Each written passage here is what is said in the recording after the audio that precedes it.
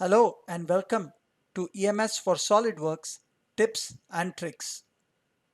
Today we will look at how to group the items under the material folder based on the material that has been applied. Now let us take a look at this complicated assembly that we have here.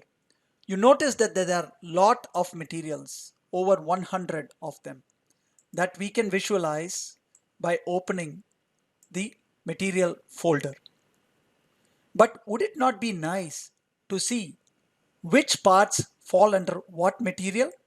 Yes, there is a way in EMS to do that. You can right click on the materials folder and then go to sort by and then click on materials. Now when you do that, EMS automatically sorts all the materials that have been applied and you can see the order. Another convenient way of representing the same thing is to group them.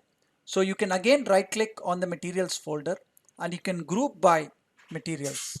When you do that, you can now see that the materials that have been applied, air, mild steel, N42 and N52, have been categorized, and by opening a folder you can actually visualize all the components which have that material applied. Thank you for watching this video.